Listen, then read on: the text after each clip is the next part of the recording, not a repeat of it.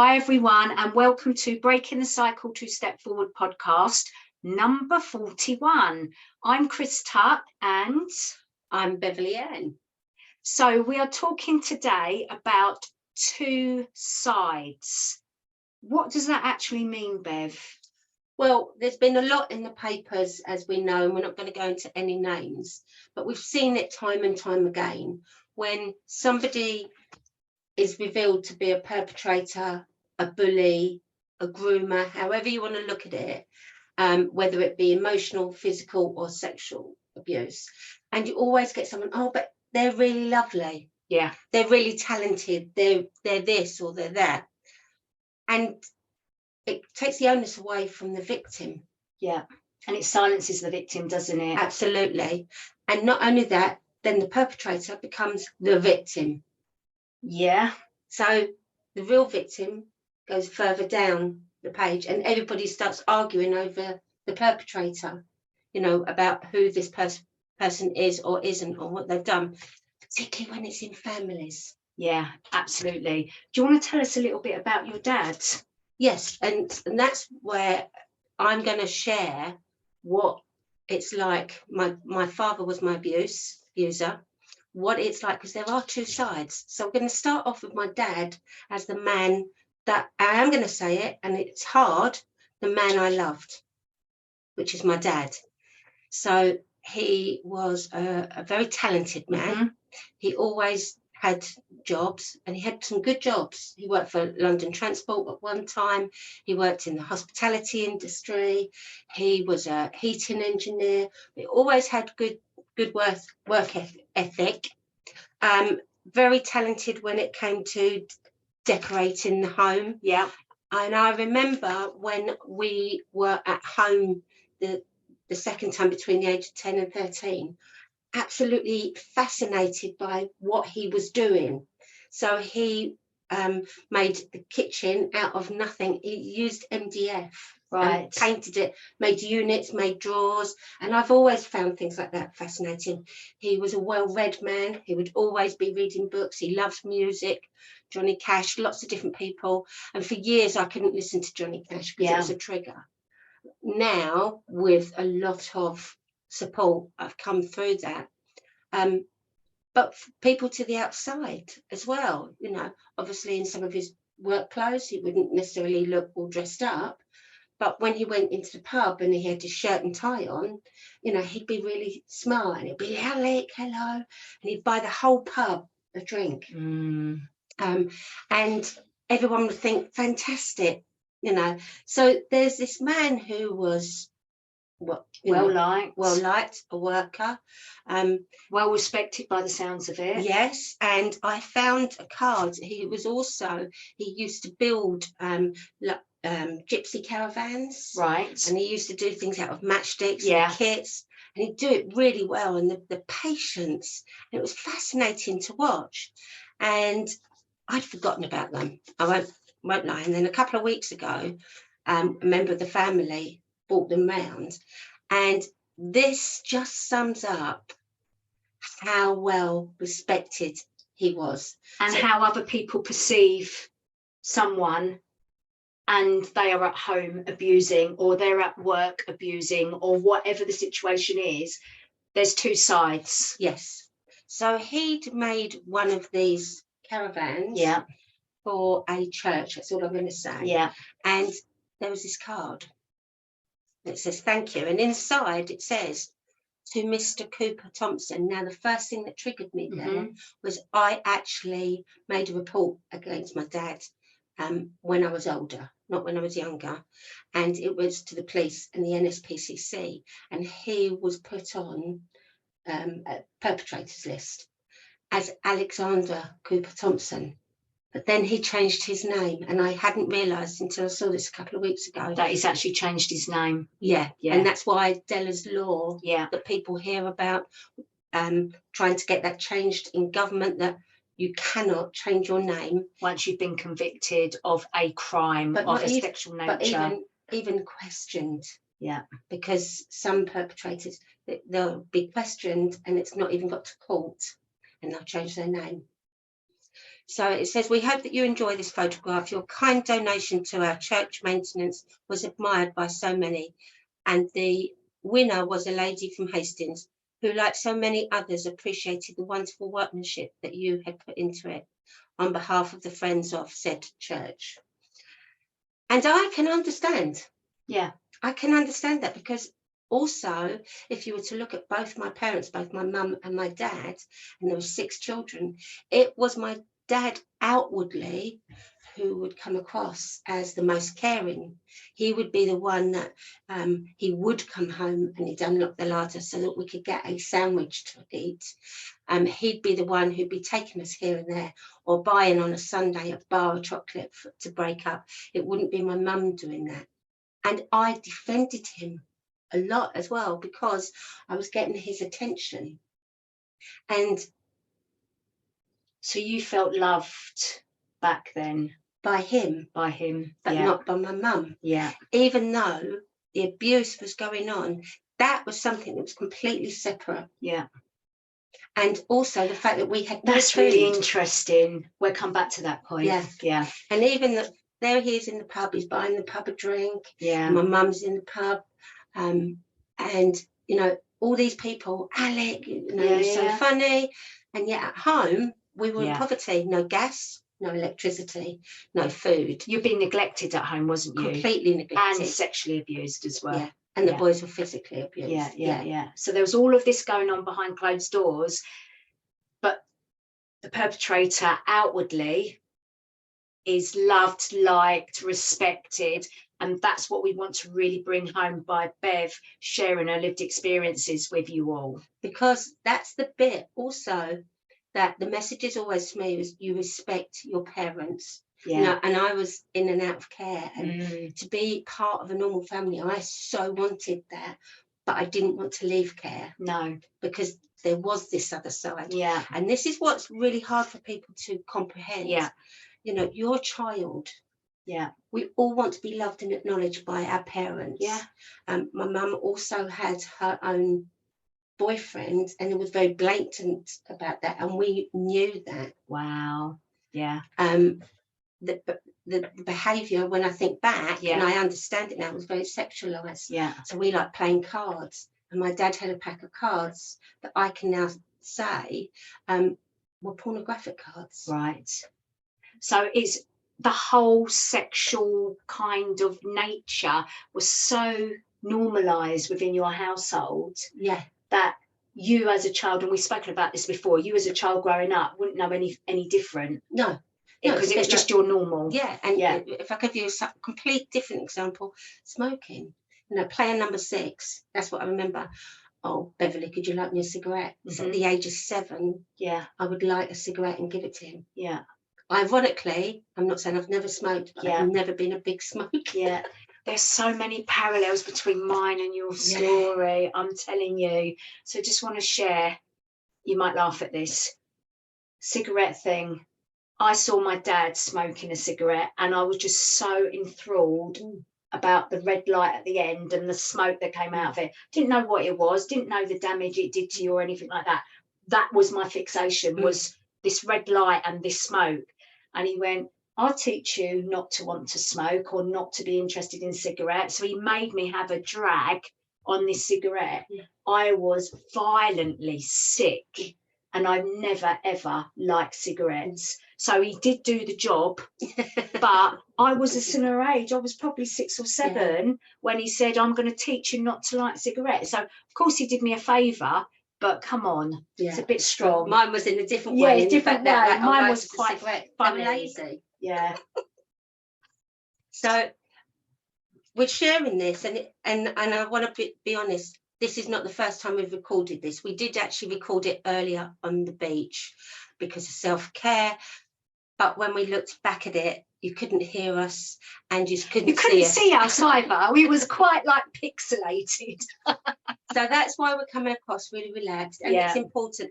And as I said to Chris as well, there's also a relief. And this is something, when it's always sitting there, I'd never dared to think about the good side of my dad. But there is a good side to most individuals. Yeah. There is. But it's overtaken by this horrendous horrible side of, you know, the abuse that we've had to endure.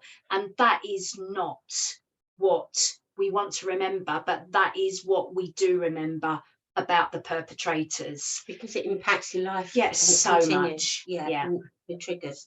So I'm sharing this to give an idea of how a perpetrator, a bully, a groomer, how they are, because I have my way of seeing things, and yet other people, I understand, you know, how could you have loved your dad when he was doing that to you? And actually that was just shut off. That was my way of coping. It was shut off because I wanted to be loved by my mum and my dad. And my mum wasn't always able to give me that affection. So I was getting it from my dad. Not in a way that I necessarily wanted. No. And I remember being about 13, 14 when he bought me a pair of shoes that weren't black and that weren't sensible. They were multicoloured.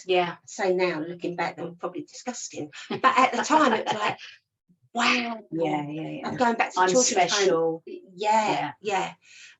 So, Chris, would you like to share for everyone to understand what is the definition of grooming? Well, this was my definition, and there'll be several different definitions. But I just wanted to share that one point where you said, like, you almost shut the abuse off and away because you wanted the normal, natural relationship with your caregiver, your dad, which was love, care, nurture, attention, and that's what every child wants. But it's when that is violated is when the damage is done and when the trust is broken. And then once you realise what it is that's happening, I took on the shame and the guilt. So then I wanted to befriend him because I was like, if anybody found out what had been happening, so I took on the responsibility. That's always the perpetrators. They want that to happen anyway, don't they? So it keeps you silent, unfortunately. So this is what I wrote during the week about grooming. A groomer grooms everyone around them, making it possible for them to enact the crime and get away with it for a long time. And in some people's eyes, it makes them doubt their guilt. The groomer is an upstanding member of the community. They are so likable. They do so much good. They could never do such a thing like commit a sexual crime against a child or young person. Could they? They can, but they think they can't. Those in positions of power know this and can often make anyone making a noise about it make the noise go away because they have the upper hand. A person in a position of power is anyone that has an imbalance of power and control over you. It could be your boss, a celebrity, your teacher, head of community, your mum or your dad or a friend of the family. Those thinking about making some noise are often fearful of repercussions and stay silent about it. But then they become complicit in that silence because they've not been an upstander. They've literally been a bystander or they've been part of the cover-up. Those that make a noise, i.e. speak up on behalf of other people, often feel the repercussions. No promotion, for example. They might get sacked. They might get cancelled. They might just get ignored. Isolated. And isolated. And I felt that myself. So even though I've worked with some institutions that want to work with people with lived experience, when you do share what's gone on with you and you share what you think how you've been failed and how to correct that, you then shine a light on something that's not right or a person that's not in your mind responding in the right way, you then get silenced. And that is all part of the problem, guys. So we, as individuals and professionals, we will keep knocking on that door, and it needs everybody to do that, unfortunately. And that's the bit that's the most frustrating. That adults are scared of hearing the children, but adults are still scared of hearing adults talking about their childhoods. You say about the NSPCC for me. You can share that, can't you? Well. Oh, I've just dropped a name. Never mind. But it's a reality. It's a reality. And I've always advocated the NSPCC for the way that they helped us as children, and I always would. However, they did ask to use my story as a case study, and I went through all the interview, etc., and it is extensive when you do that. And I was told by the legal department at the end of the day, we need you to change your name. And I was like, no, that's my story. I'm not changing my name. I don't mind if you don't use my surname, because protecting the rest of my... But you wanted to be recognised. That's my name. You can use my first name and my middle name. So obviously in respect to my siblings, their stories and their experience. And I was told they couldn't go ahead because in case they got sued. Litigation. My dad's dead. I know, but unfortunately the NSPCC aren't they're not the only ones that do this, and you can understand from their perspective that they don't want to be litigated against, but at the same time, we are adults. We get to choose what we want to be put out in the world or not. And I think that the sooner that institutions realise that there's value in the lived experience voices, and they actually listen, they actually hear what is being said, and they action that, not what they think, or not from their perspective, or they don't want to, I don't know, sabotage a working relationship with someone or a department or an institution that we've shone a light on, the better we are all going to be able to respond to child sexual abuse. Absolutely. For children, because and young people. That man that I've, for instance, described could be anyone. He really could. Very clever. The other thing that people fail to understand is they don't act singularly. So I have to be careful what I say here because of any statement that I've made, but he had a friend. Right. I wasn't the only one. So you're talking about your perpetrator? Yes. Yeah. But most perpetrators do not act alone, as in they'll have other friends, because that's how they get access to their material. Because that's another thing. People seem to think, let's look at Epstein. What, was he the only one in that environment?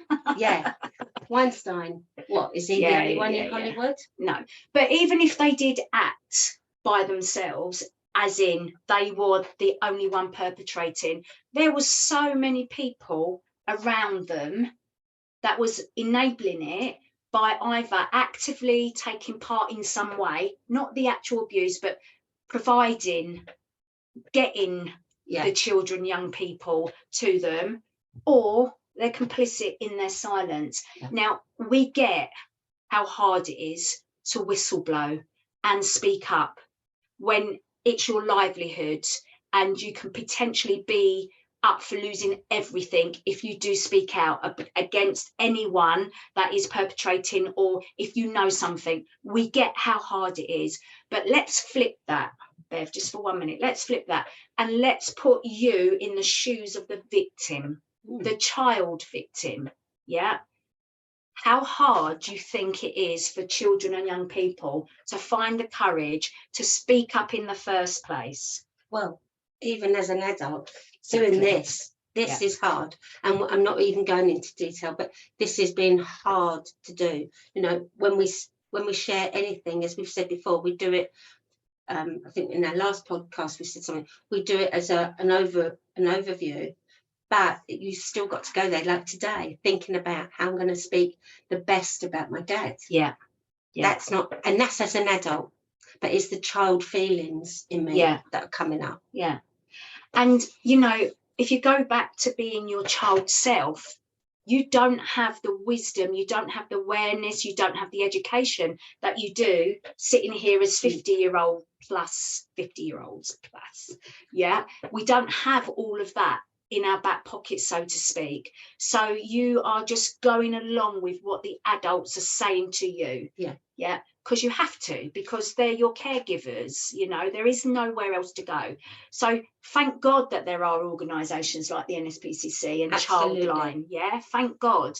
But we are talking from it from two different perspectives. charities like the NSPCC, Childline, and all of the other fantastic charities, Survivors Trust, Rape Crisis, Mosaic, there's so many, yeah, Survivors UK for men, Mankind. There are so many fantastic charities out there that help victims and survivors. But we're talking from an adult perspective. When we've got the words, we know what we need to say and how to say it and express it. And when we get told, no, you can't use your own name, no, it doesn't sit well with us. I'm sorry. Because we share our experience to educate. Yeah. So we're educating people around us. And I'm always in admiration. You know, there'll be people listening today that I'm really pleased to know they're not survivors of abuse. Yeah. But they want to know how they can safeguard and support going forward. And that's why we do this. There's also probably some listeners that have probably never spoken to anyone. Yeah. And please reach out and speak to someone, get some support. You don't necessarily have to go back to each and every detail, but know that you've got some support. And that word, I use it all the time and I do not apologize for it. Self-care. Get the support to learn how to self-care, how to look after yourself. And I think also that many people think that when they are able to talk about what they've gone through, that it's going to lead to a criminal justice process and an outcome. It doesn't need to go there, guys. If you choose for it not to want to go down that road, you can. Yeah. It's only if there is enough evidence, physical evidence, that it actually can get to court. Yeah. Often, I think they say 3% of cases get to court and only 1% get a conviction. Yeah. Yeah. So the numbers are very, very low anyway. So don't always think that you have to do that. But what is very crucial for me to express is that when you do find your voice and you're able to verbalize with whoever, however far you want to take it, it's just the start of your healing journey, and it's just very freeing. And I haven't come across one person that regrets speaking about what's happened to them. I'm not talking about the criminal justice system. I'm talking about just being able to voice what has happened to them so they can start dealing with it. And one thing I'm going to say is I chose not to go along the criminal justice system. My children were very young. I didn't want it coming into their life. There were bits I didn't want to ever go back to again. I made that, but I still reported it to enable others, if they came through as well, to know that they weren't alone. Because I found out years later that other survivors from my own dad. Yeah. And again, if you don't feel able to report and later on you find out that the perpetrator that abused you had other victims after you, it is not your fault. Yeah, Not your fault. It's not your fault. You've done what is right for you. End of.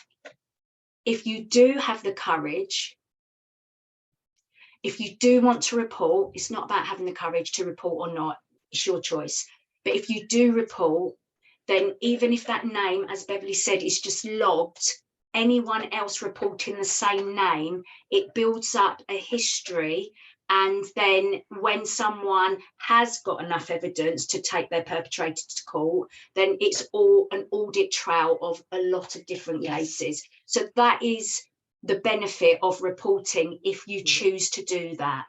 And my last thing I'm going to say, and we've said it before and I'm going to say it again, and I'm saying it because in this particular case that's actually triggered me to want to do this response is a lot of people that, you know, they sensed something was not quite right. Yeah. Didn't know anything. It didn't feel right. Yeah. And I'm saying it again, if something doesn't feel right, go and tell someone else as an adult. You know, if something feels a bit wrong, it doesn't mean to say anything can be done straight away, but if enough people don't feel right about something, it, yeah, then that gives the ammunition to go forward, or the because incentive. Again, we wanted to share, like Beverley's stepdad and the two sides of him. And again, in our family, it's exactly the same. The stepdad was an alcoholic, used to do all of the abuse behind closed doors, but down the pub, he was best mates with everyone and everybody. Yeah, he couldn't put a foot wrong, even though he didn't dress up and he smelled and he was just horrible. Yeah. Yeah, but again, the stepmom, she knew exactly how to run rings around the professionals. So again, like your household, ours was very neglectful, physical, mental abuse. Yeah, lots of all of that going on. But when social services announced a visit, she would put us in clean clothes, put food on the table, painted this picture of lovely family home life, you know, I'm doing my best, da, da, da, da, da. And then when social services took me away, particularly to a park, to ask me, tell me your side, and I told them the truth, this was all a show, you get told off for lying, you know? So it's just like, these people that abuse children and young people, they are Very master clever manipulators. And we see it in adulthood, we see it in domestic violence.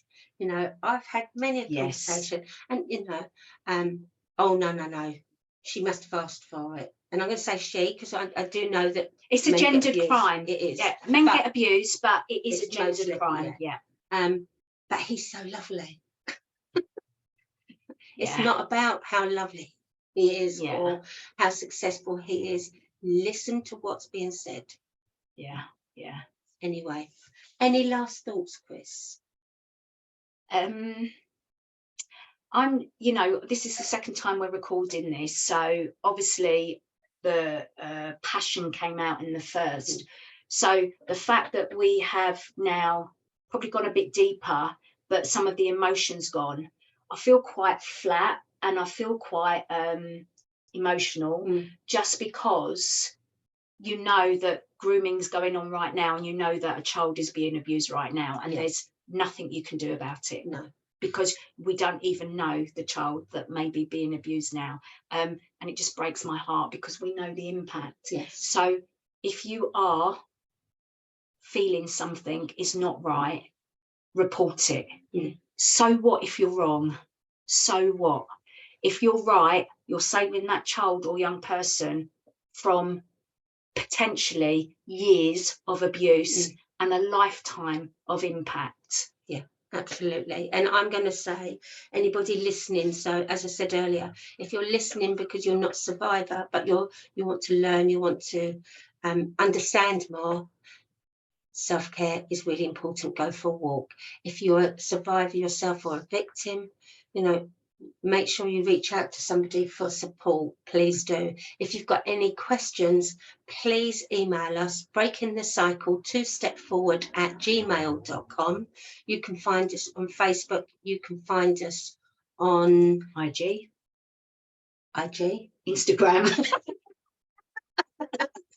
All podcast platforms, and YouTube.